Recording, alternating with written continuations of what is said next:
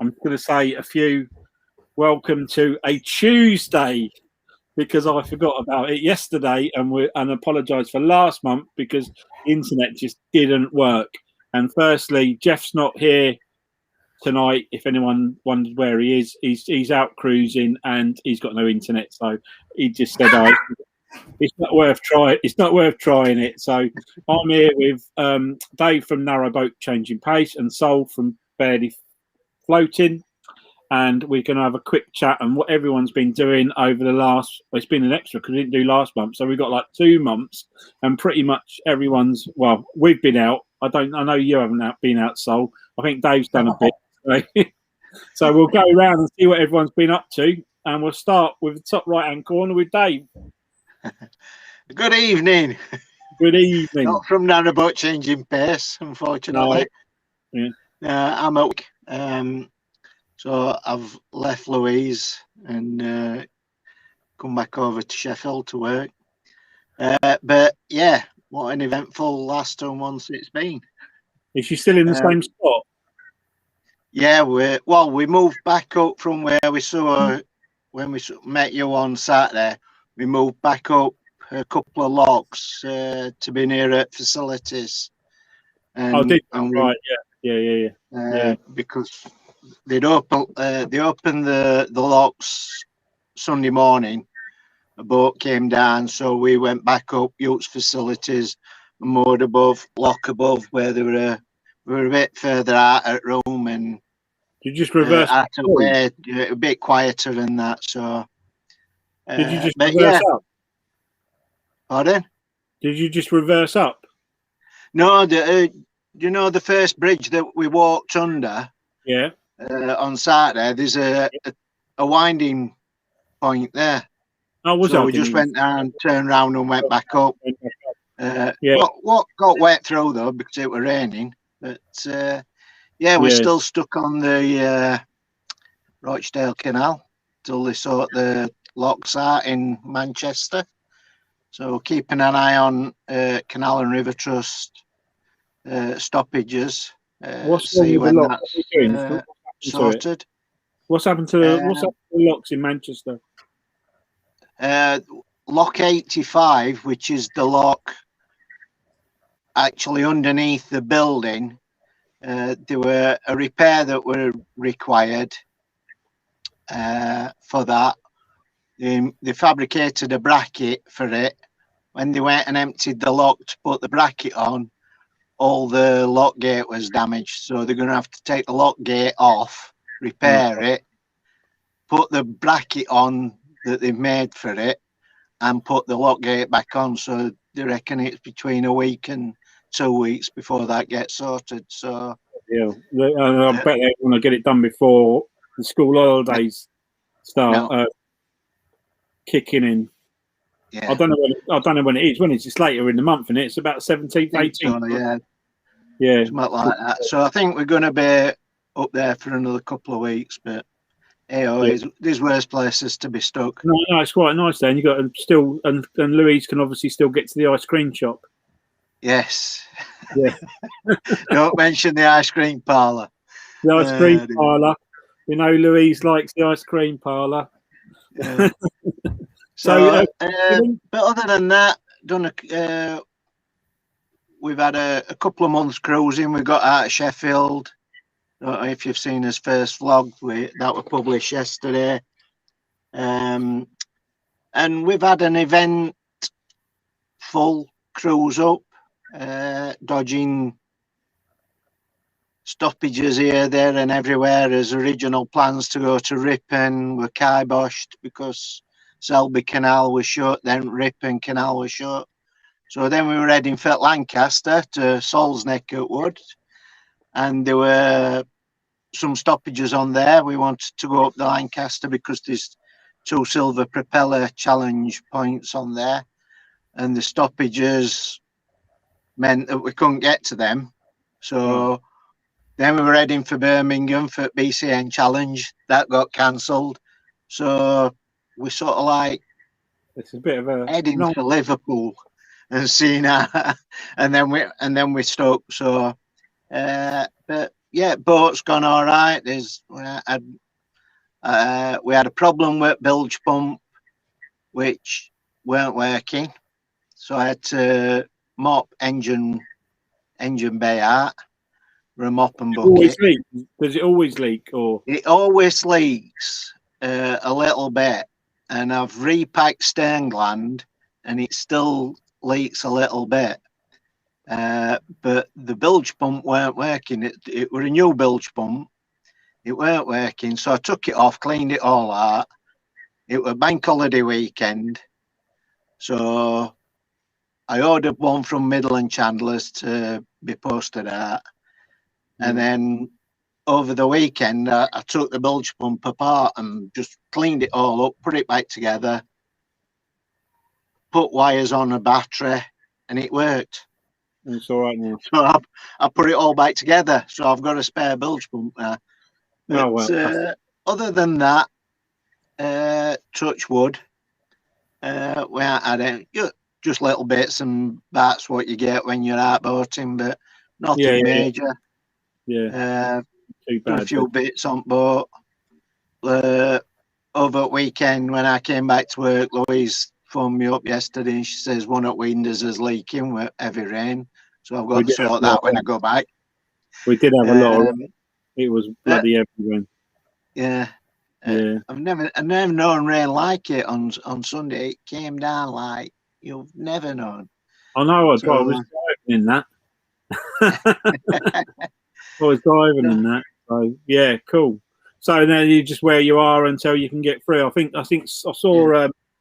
Sue Epton. I think it's Sue Epton said that the Rochdale 9, the hi guys, the Rochdale 9 are the worst locks on the network. Yeah, we've done it a couple of times, and they are big locks and they're awkward and they're horrible, but the environment they're in as well isn't that good, and that's why we planned to go from last week. We planned to go from Summit to other side of Manchester in 4 or 5 days. Get it done. But obviously, the car held us up and the lock held us up, and so that plan got kiboshed. So you just have to wait now. You were off the week to do it as well, weren't you? So you got to now catch it again for a long weekend or something. Yeah, I think that's what I'm going to do. I'm going to have a Thursday, Friday off, or a Friday, Monday off, and do a long weekend. Long weekend before schools break up and it's really busy. Yeah, hopefully. Yeah, hopefully. Yeah. Okay. So, that's about us, I think. Really. So I could talk for hours about things that we've wanted to do and what we haven't been able to do, but that's a short overview of our last 2 months, really. Yeah. Okay. I'm sure Louise will put in comments if I've missed anything. Yeah, I'm sure she will do. Yeah, she's very active. I can see it flashing up on the sides. The boiler needs looking at. Yeah. But boiler. The boiler needs looking at. Yeah, we've got an old Aldi Comfort 2928 boiler that we only use really on and off heating water and stuff like that. Yeah. But that sprung a little leak, and without taking it out, I can't find it. Oh, none of the pipes are actually leaking. So I think it's something internal in the boiler. Oh, bugger. So that means taking washing machine out, cupboard outside of it, and dismantling the boiler itself. Yeah. That sounds like a massive job. Yeah, that's not a 10-minute job. No. That sounds like a long job, but cool. Right, okay. Well, that's Dave. That's what he's been up to. We'll find out. We know Sol's in his house, and I mean Dave's in his van. Sol's in his house, so we'll find out what Sol's been up to for the last 2 months. I mean, I know he's had injuries. I've seen pictures of fingers in splints and all sorts. Oh yeah, this stupid finger doesn't work properly still, and I don't think it ever will now. They've said that's the best they can do with it. So, but it's hard work because I did start. I took the diesel injection pump. I think we said last time I was taking that off and having it refurb. Well, that happened. It took about 3 weeks to get that done because they couldn't get the parts. What for? So Really? that was It's a a hell of BMC. a fiddle. Yeah, they could not get the parts. Diesel Bob was struggling really bad. So I had got that back, managed to fit it, but I had to take off the oil filter housing and the starter motor to get everything. Right. Which was a nightmare. But I managed to get it back on. It was all up and running. It was timed right and everything. My mark was left. Put everything back. We set off and it was great, but my oil pressure was dropping again. And I had blue smoke coming out of the engine bit. So I know that's definitely I'm burning oil there. And when I arrived at the spot, we only went about a mile and a half, something like that. We pulled over and I'd done in 4.5 litres of oil. So pretty much emptied the entire engine of oil. Jesus. So, right. Yeah. So I was like, well, this isn't great. So my next job is cylinder head. That's come off. And that's gone away. And again, we're struggling for parts. Really bad. It's really weird because yeah, the good thing about the BMC engine was it was always loads of bits you could get for them. It's just everybody's in the same boat at the minute. I mean, up north, I think it's more difficult. Like what you did then. Everyone's in the same boat. Yeah.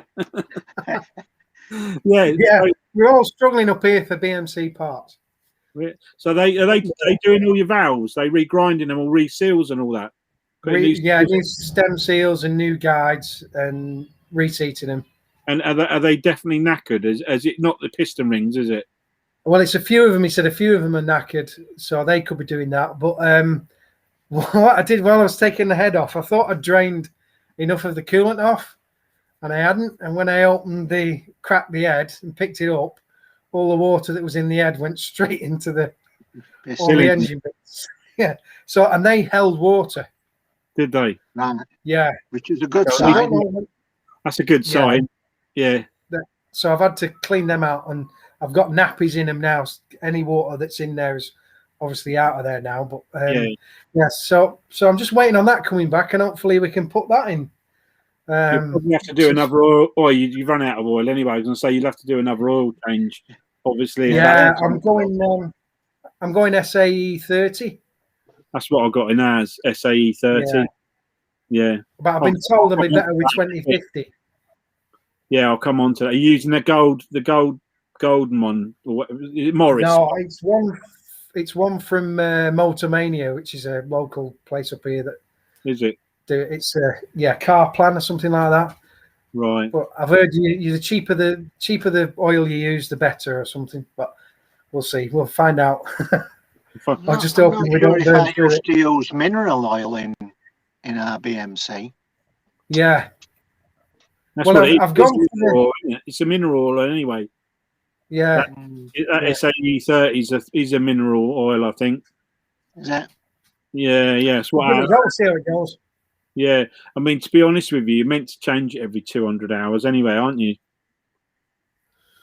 Yeah, they say that. Yeah, I don't do 200. I haven't done 200 hours since before Christmas. Oh, I have to hold my hands up and say I do tend to do it, if not annually, if we don't move so much. But I just did ours while we were out. I changed our oil while I was out, just because it went from clear to very black while we were out. Right. So, because we were cruising every day. And we'd been cruising for 6 weeks, and sort of 3 or 4 weeks in, if you work out the timings, you've probably done, and we'd been to Aylesbury and back as well. So we'd probably done a good stint on hours. And it literally, I could watch it every day. I dipped it. It went from clear, it just got murkier and murkier and murkier. And then the last time I did it, it was coming out, not completely black, but, you could see it was turning. So I changed it. So it's steer as well.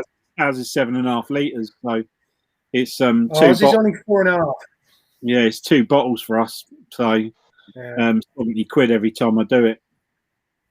So we know that the diesel injection pump has cured the leak into the sump. Yeah, but we found out that diesel that was leaking in there was actually keeping my oil in. I was burning that and lubricating, so it was refilling the case. So you thought it was basically when you were dipping, you would probably dip in, and the nightmare with that, it can then start to run from underneath. It runs backwards, doesn't it, or something. It runs from. It can start igniting from the sump. Yeah, and it just keeps going till it falls to bits. Then it just rattles itself to bits. But, it's not good. It's so not that's So unfortunately, I haven't got the head back yet. But once that goes on, touch wood, we'll put that on and everything will be fine. Yeah. If not, I've got to take engine out next. I've bottom end rebuilt. Oh, God. Yeah. Yeah, that'd be like totally. To be honest, if you're going to do that, so you might as well put new rings in it. Well, it's going to be just got to do it all, but I can't do it. It's a bit beyond my talent. That. What big ends and rings? Yeah, rebuilding that and timing it all is beyond me. Is it? Yeah, it's not.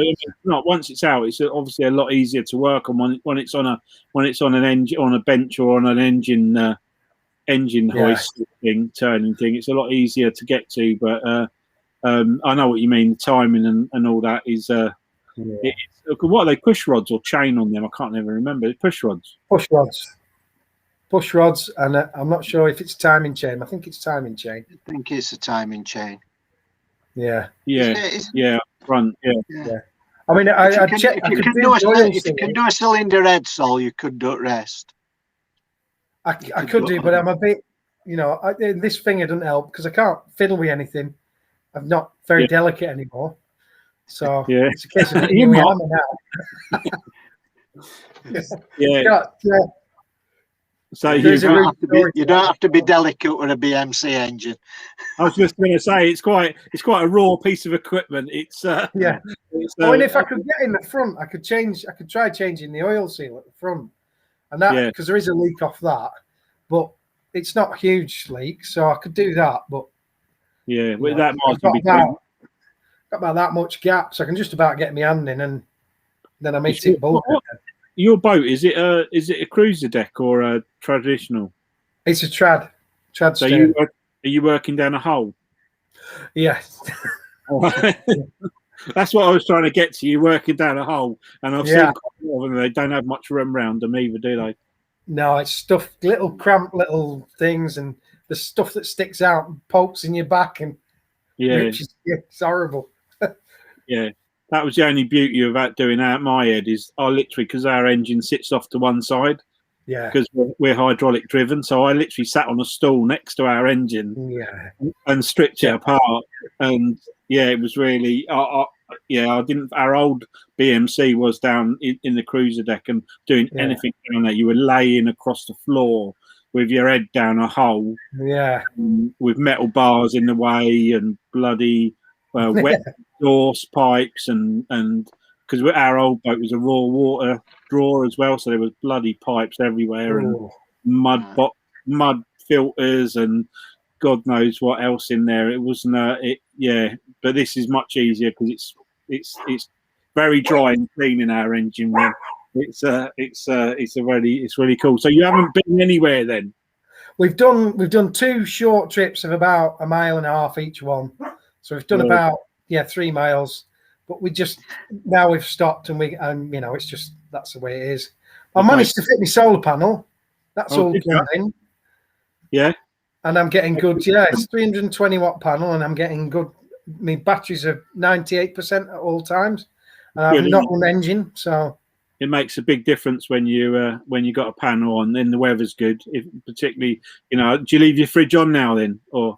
Well, we have that on gas still, so we still use gas. Yeah, because we literally we've got the similar sort of capacity, but on 3 small panels, and more only because I still wanted to be able to walk down the roof. I didn't want the panel to be right across the roof. Yeah. Well, I put 3 narrow ones down the middle, so I can still walk up and down the sides. We go away. We literally went away up when we came up for 4 days. We left the fridge on. That's all we left on was the fridge and obviously the bilge pumps, but it never fills with water anyway. And they when we got back, it was on 12.9. So So and we'd had no sun really. It'd been shit. The weather had been pretty awful. So anyone thinking of doing that, I think it's so easy to do as well. It's not hard to put a panel on. No. No. Have you still only got one leisure battery, Sol? Oh yeah, just still one leisure battery. Yeah, and that seems to be working fine. There's no. Yeah, I've got a bit of a drain. I think my water pump keeps going off a lot, so I might have a leak in the water system somewhere. That's just. Check that, because I know that someone else I know, well, Jeff's does that. Jeff's purges every hour, but very briefly his pump purges and it comes on randomly, whereas ours never does that, apart from if you've used the accumulator tanks and you've used a litre or 2 litres out of the accumulator tank and it's sort of teetering on needing refilling. Yeah. And then the pressure drops, and then all of a sudden, from nowhere, the pump will just come on, and you sit there and wait and wait and wait and think, is it going to stop? Is it going to stop? And then all of a sudden, it's filled the tanks and it stops. But yeah, if it keeps purging like that, you need you need to have a look, because I know someone who had a Springer once, and theirs did that. And the first time she knew about it, she was standing in water in her kitchen at the back of the boat. back of the boat, literally, she was standing. It started to get wet on the floor. Yeah, and it was full of water. It had just been leaking full of water, so it'd be worth lifting just a panel just to make sure. Yeah, I'm going to check all the pipe work back. It's all pretty. I've got a hell of a big space underneath my floor. They've done quite a high floor in there. Yeah, it's only about 6 foot inside tops. Yeah, I was reading that. We'll do the chat at the end. I know there's been a lot. Someone called Narrowboat Changing Pace seems to be saying a lot. It's got a lot to say. It's got a lot to say. So so you're out. So you're basically at home at the moment.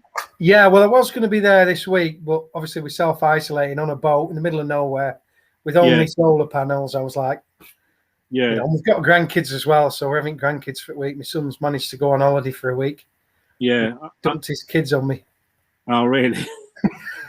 Well, I don't know if you wanted to mention, but I know Sol had a bit of running bad luck with someone had your van stolen, didn't you? Yeah, while all this was going on, my van got pinched. Luckily, I got it back. Yeah, but there was a bit of damage. There was just window had been put through and new locks. What was your other little addition you had in your van? 32 tires in the back of it. Yeah. So we had a bit of good luck with that, because we managed to get rid of those at the tip. So that was good luck. But then I lost my glasses. I'd run over them. So I have to use these now. And when I put them on, I can't see anything. And you can't go out to get anyone because you're self-isolated. That's it, yeah. So, and I've had to pick up my old glasses, which are bust, or I borrow the wife's, So. Oh no, nightmare! So, did your van get your van going again? Yeah, we struggled to get it going when we picked it up. Was it out of diesel? No, it had a little bit of diesel in it, no battery power, but we couldn't quite get it right. And what we'd forgotten to do was, if you put the key where the hole was drilled out, if you put the key in there, it'll start. Oh, so we sort of tied it in the wrong place, so it didn't start. There's a receiver ring in there, and it's got to be near the key for the transponder. Yeah, so we sorted that anyway. And new locks were about 35 quid. Oh, not dear then. So not too bad. Really cheap. So yeah, I think the most expensive thing was the driver's side window. That was about 95 quid fitted. Oh, was it? It's not. It could have been worse. Could have been a lot worse. Yeah. And you lost a few tools, but nothing. Just some old stuff, wasn't it? Yeah. I mean, it's going to cost about $1,500 to replace them, but they were coming to their end of life anyway. So, I mean, the one thing is they pinched me Black & Decker jigsaw, which I've had for 30 years. So I'm a bit gutted about that. But there was 80 quid worth of hammers right next to it, and they never touched them. Just stupid. Something that's worth. They're going to get a $5 second hand for.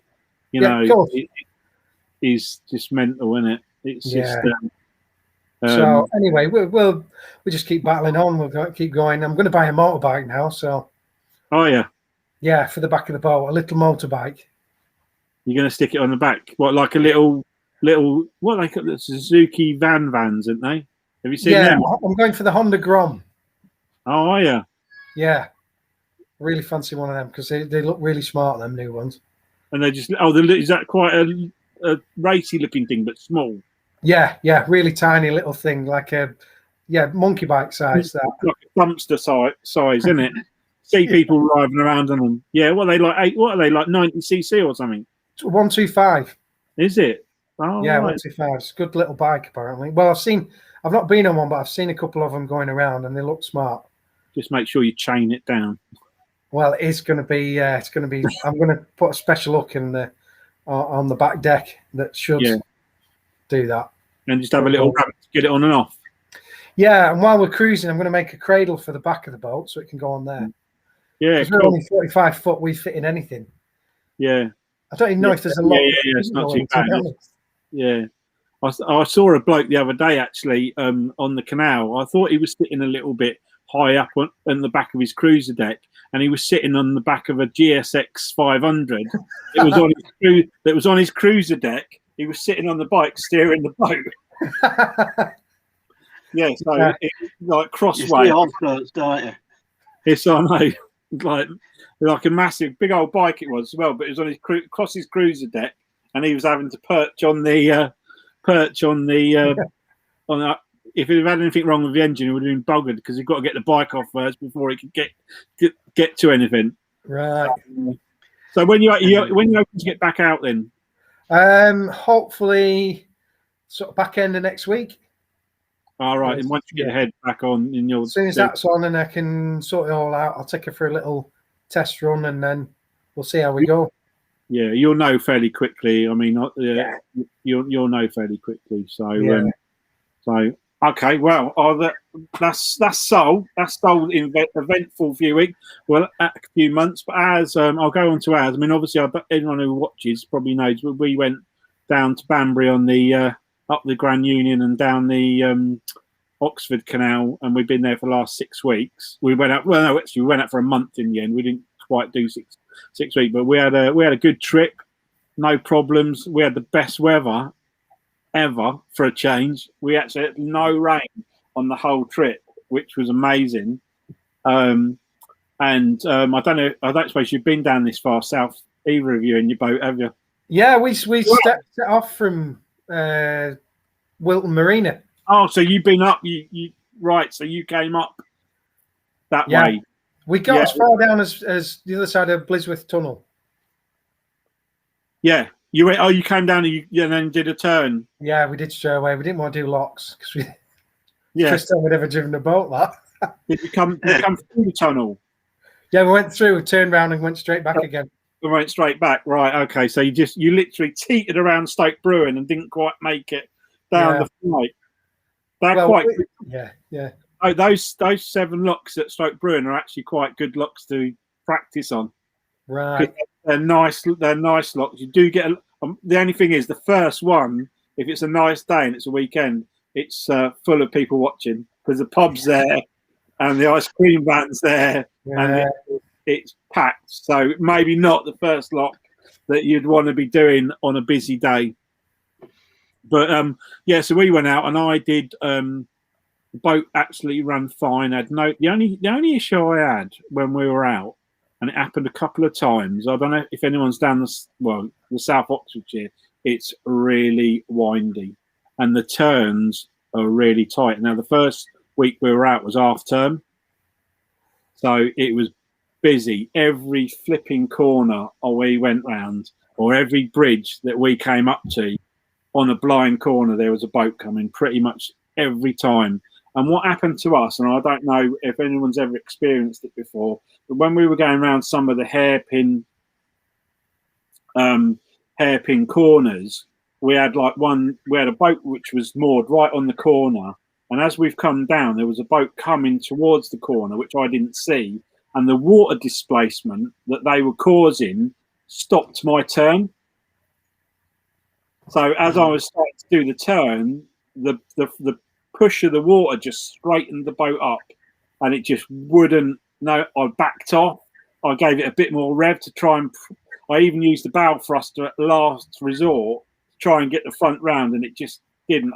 We were heading straight for the boat in the corner, and in the end, Lisa was walking, and she could hear all the revving because I've gone straight into reverse. The boat that's coming down's then taken me on the wrong side to get past me, but he's the one that caused me the issue. But I don't know if it's because we're 70 foot, and it just wouldn't turn. And literally, what I ended up doing, I brushed this boat in the corner, and the bloke came out, and he was fine.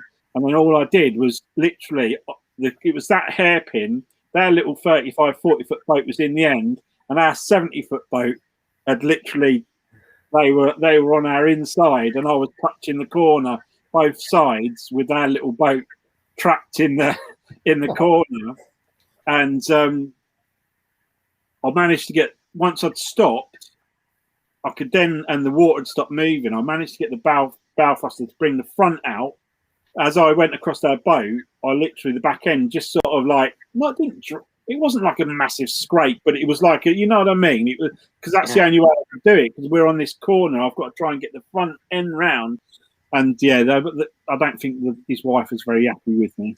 Put it that way. And I said, look, I've tried everything to do, but that happened on 2 or 3 corners on the Oxford, and I've only ever encountered it once before, ages ago. So I don't know, and I can only think it's down to the length of the boat. I can't think of anything else that would cause it. And what was happening, because I was getting over as well, and the Oxford was quite low on water, I was kicking up silt. So I was going to say that. Were it shallow? It was shallow, yeah. It was shallow, and I did wonder whether the silt had then stopped the drive over the prop, over the rudder. Yeah. I think when it's shallow and anything over tickover is a waste of time, because it just sucks back at boat down on to bottom. Sure. But to lose, honestly, it was like being in a car and the steering just completely failing and going straight. It's a bit scary. And nothing you can do about it. Nothing. It was just, I tried everything to get the front end round in time so I wouldn't hit the boat. And then all you end up doing is like reverse and proper full reverse to try and come to a standstill before I ploughed into the boat on the corner. I didn't. I literally touched it. I hardly hit it at all, but it was enough to get the bloke out. and the boat coming towards you just sailed merrily on into. Yeah, he went, and every time it happened, it was 9 times out of 10 it was because there was a boat coming down the canal, it's very shallow, and it's in places very narrow.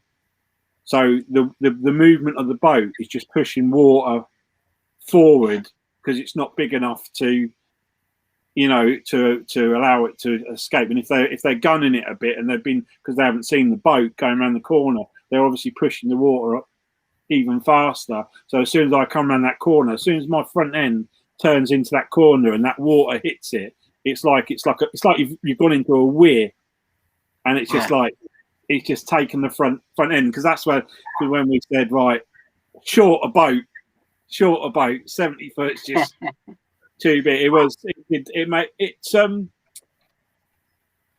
It made it hard work, and because it was busy, you had to make sure if you wanted to stop anywhere, that you were there early.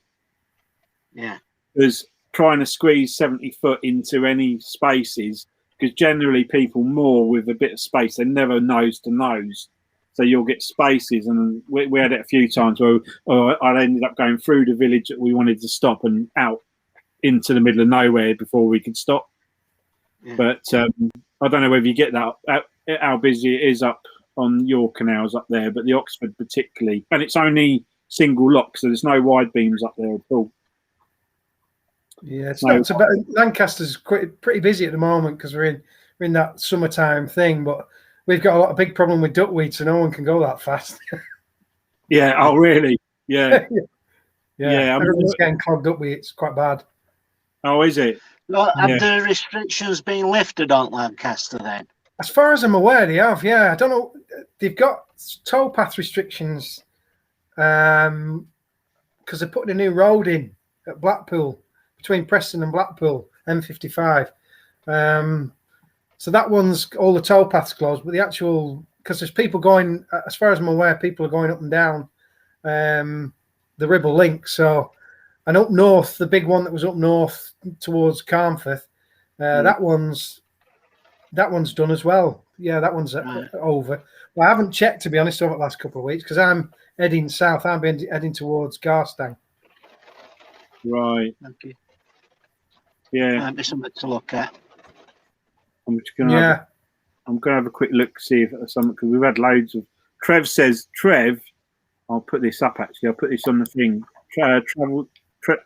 Trev's travelled by narrowboat. He said on the Leek branch, the corners are not that sharp, and he struggled to turn, as I was sure the rudder was scraping on the bottom, and that was on tick over. So it must have been something to do with that being low as well, and just catching the corner wrong. I thought it was very low. When you looked at the side, it was probably about 10, 12 inches off what it normally was. You could see the green mark up the side there. Just going to see what there's been loads of comments actually. Let's have a little look what we got here. Yeah, the Oxford is very shallow, and it was because we'd had no rain for ages, and it was really, really, really bad. I'm just having a quick squiz. It looks like they're having their own little chat on the sidelines here. I noticed Louis said, "So you look very ZZ Top with your shades on." Yeah, I have to get some new glasses at some point. I can't keep going on like this. Yeah. Let's just have a look. I see lots of logs doing repairs to the boat. More questions. Let's have a look at this one. I need to put my glasses on because I can't see either. So this is Wayne. I see lots of logs doing repairs to the boat. My question is, if you buy a boat, blacking and engine checks aside, how much trouble-free cruising can you have before repairs are needed? Well, I mean, how long's a piece of string, really, isn't it? Depends on how much cruising you do. Yeah, I mean, we did solid month, and all I did while I was out was an oil change, and we had absolutely no issues whatsoever. But I know that's not always the case. It's just I think all you can do is prep the boat before you go. Yeah. Oil change, water checks, leaks. Diesel's all right. The diesel's clean. It's just that props got nothing wrapped around it. I did check mine before we leave. Actually, I don't usually, but I thought, because we're out for a long time, I'll just give it a check, make sure there's nothing wrapped around the prop before we leave. And I tend to always run it up before we go as well, just to make sure it's not overeaten. I leave it ticking over for a few hours before I leave. But I think when you're cruising, you tend to feel if you've got something around prop, the boat handles differently.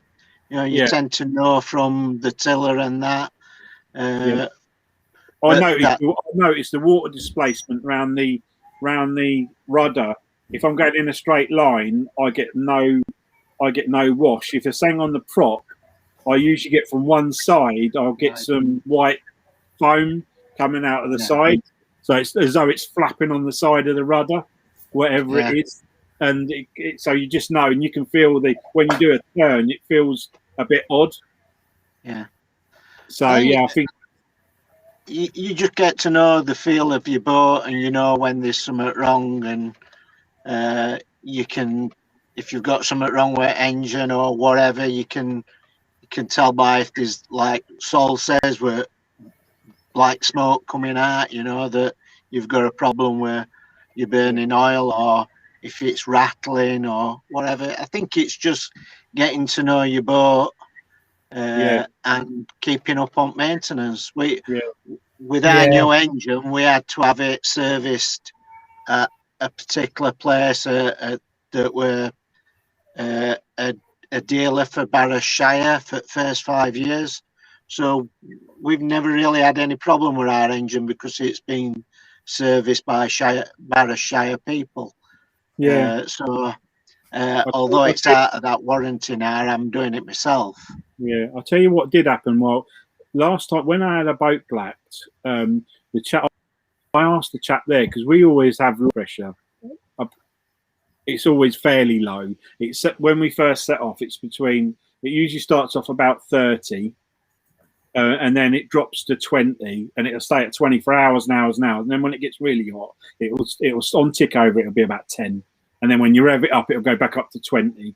And he said, "Oh, that's really, don't worry about it. It's fine." He said, "Try using 1040 oil in it," and it had always been on SAE 30. So I tried. He said it's quite in canal boat terms, it's quite a modern engine because it's a 2000 Birkins 4-cylinder 2-litre. And he said, "Try 1040." Anyway, I tried 1040. It did. The oil pressure was a bit better. But I noticed that's the other reason I did the oil change. When we were out, it was smoking more. Yeah. Not particularly heavy, but it was definitely smoking more. And I did have to top the oil up only a little bit. Like we're talking halfway down the dipstick to 3/4 of the way up the dipstick. And it was only, I don't know, 1/10 of a litre to get it the rest of the way. It was nothing. But I noticed, so I thought, you know what, the only difference I've done is change the oil, as in gone to 1040. So I'm going to go back to SAE 30, which is what it's always had. Even though in the manual it does say it can have 1040, and then the smoke stopped, and I didn't use any oil. Stopped using oil, so it smokes a little bit when it starts up, and it smokes sometimes when you really rev it up, But it's an old diesel engine in it at the end of the day. So it's done. I don't know how many hours yours done. It's done about 7,000. I think we're over 2,000 hours now on your engine. Oh yeah. Well, I met a chap while we were out, and he has a share boat, and they've got an original beta engine in theirs, and their share boat, because it's out all year, 48 months, 48 weeks of the year. It's not being used for like a month or two, and their boat had something like, I want to say 21,000 hours on it. Wow! And he said, the engine's never. They've made amendments to it, but they've never. It's just as oil, just as general maintenance. So diesel engines are like that, though, aren't they? They run forever, and I think if they're running all the time, it's better for them. Yeah. I think it's because a lot of them, like the BMC and like our Perkins and the Beaters, they're made to be used. If they were in a forklift or in a generator pump, they'd be running all day. Yeah.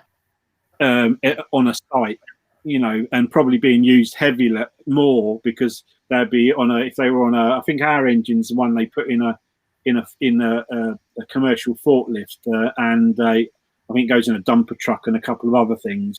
So if it was on a site, 5 days a week, that would be running the hydraulics, lifting buckets, lifting soil, backwards and forwards, and probably revving up more than I never normally cruise any more than 1,500 revs. That's about me done, to be honest with you. Do you ever open it up though, Glenn? We were told when we had our engine put in, every now and again, I mean, the words the guy used was "give it a good thrashing," and it clears the carbon off inside the engine. Yeah, the thing is, when I do that, when I do that, it's more when I'm slamming it into reverse to stop. So a couple of times when I'm out, like I did the other day, that was as full welly reverse. The actual back of the boat was shaking because it was the propeller was trying to bring it to a standstill, and that was I probably went up to 2,500 revs at that point, and that's when you do get the black plume of smoke. So I do blip it quite a lot just to give it, and I have had it when I've had a good nice long straight. I've taken up to sort of 2,000 before to give it, I try not to do it for too long because you end up with a bit of wash. Yeah. At the side. When we're up north and that, a lot of canals and rivers we go on are quite wide, so you can get a bit of hammer and not be too worried about creating a wash. Whereas on canals, you're quite limited to where you can open it up. Yeah. I see Trev said that I expect my engine's got 100,000 miles on it. It's been in the boat for 35 years and the engine's nearly 50 years old, according to the serial number. So, I think it's like anything, it just depends on what it's done and how it's looked after. That's why I'm really careful with the oil changes, really. It's just not for the sake of 70 quid. If I do it twice a year, it's better than having the engine out because they ain't cheap. No, they're not. Well, I think it's a friend of ours has just had their diesel generator removed out of their boat, and it was in the similar place to the engine, and it was a raw water pool generator. But they were having so many problems with it, they've just given up with it, and they wanted it taken out to get the space, and it cost them £1,000 to get it removed. Wow. To get it taken out and disconnected properly. So, and they came in with high ab and everything because it weighed about 300. It's monster engine. It's monster. It's huge. It's huge. But it was in their boat, and I was I thought they were there most of the day, but still, it sounds like a lot of dope to me. And they had to go and take the gate off of the side of the canal, get their boat over there, get a lorry in with a high ab to then lift it out. So so doing an engine change is I know that there's different ways you can do it, and I suppose each boat's different to how you get it in and out, how hard it is to get in and out of the boat. But I don't know, it just sounded expensive to me, and I just keep my engine as clean and as serviced as I know how to. Tell you what I was going to speak to you about, actually. Mrs. Warner is trying. I've already spoken to Dave about this. Mrs. Warner still wants me to pursue fuel polishing. All right. Yeah, I've heard about this. Yeah. Have you? Because when our boat broke down on the River Ribble, they said we dragged a load of crap through the filters and it clogged it up. It wasn't that. And they said, you need all your thing polishing, all the inside of the tank polishing. And the guy from RCR who turned up, bit of an old boy, he just said, stick a pipe down with a copper end on and cut the end. He said, and just gently drag out the fuel and all the crap and the muck. And he said, keep doing that over a couple of months and it'll clean the bottom of your tank out. What, just by putting a copper pipe, putting your thumb over the end of it and pulling it out? No, he pumped. He said, just pump it out. He said, maybe a litre of stuff. He said, because at the bottom will be all the water and the crap. And he said, if you keep doing that, you'll not have any problems of anything being sucked up into your filters. Oh, really? So I don't know whether that's going to work or not. We've been doing it a bit, so we'll see how it goes. About the bottom of your tank? Oh, it's tons of it. Yes. But it's an 88 boat, 89 boat, so there's still a lot in there. What are you getting? What sort of stuff are you getting out? A lot of sludge, bit of water, but more sludge at the moment.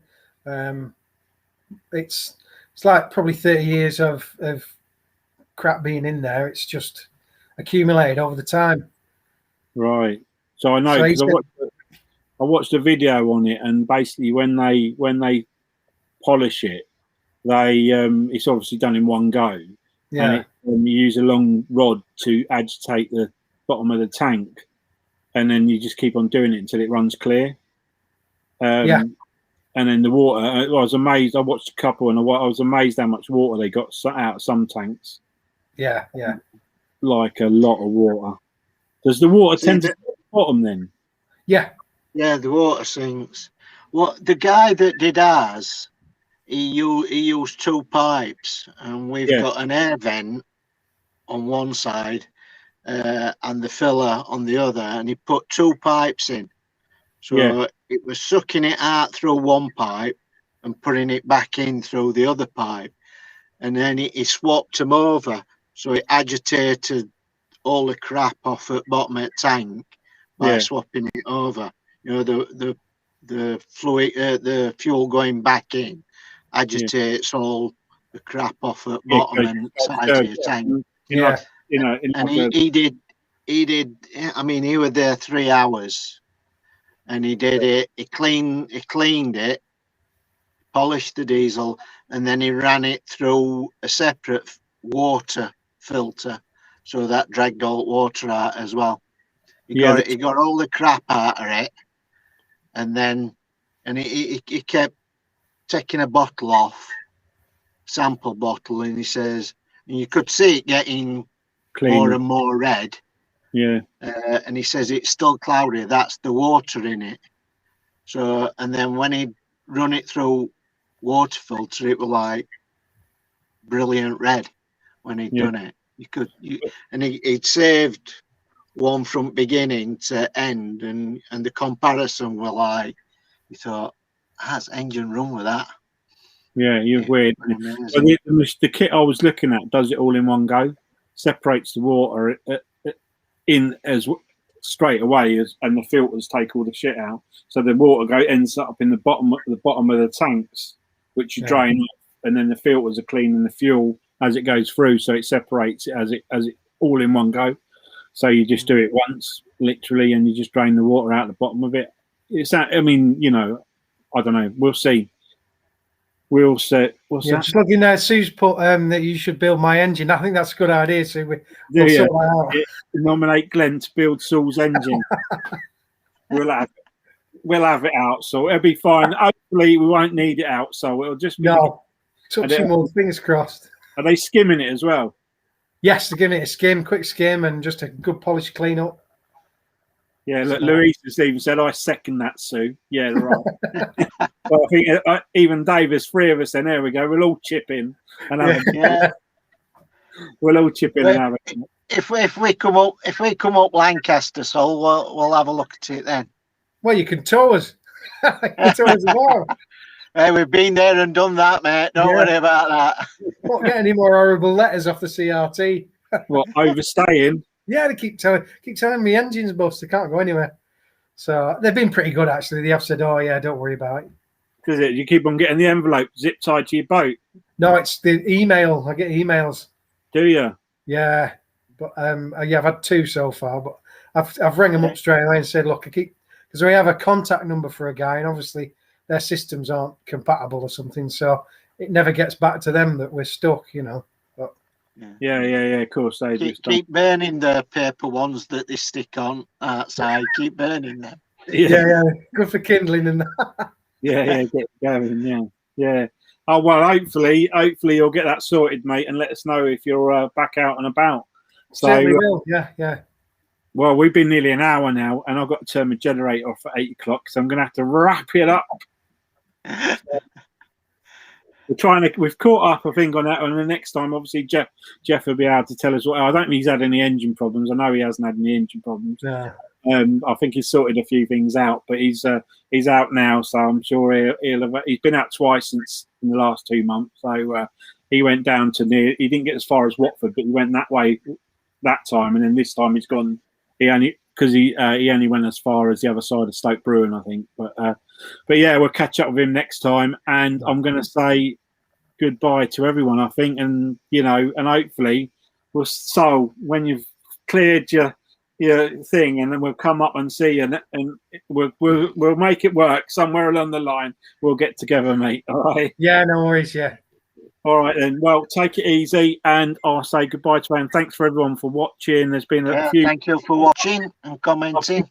Yeah, I think they've been heckling above among themselves on the side here, so I've just left them to it. Well, anyway, I'm on my phone, so I can't see any comments. So Trev's been active. Lisa's been active. Louise has been active. Sue Epton's been active. There's been a few others that have made a few comments on the side there. I'm just having a quick scroll through just before we go. I think it's mainly been them, and then Wayne asked that question, which obviously hopefully we covered for him. And Alan Glass has been on. Said hello to Lisa earlier. So yeah, all good. Okay, well we'll wrap it up there, and we'll see you, and I will remember next month. See you later. Cheers. See you later.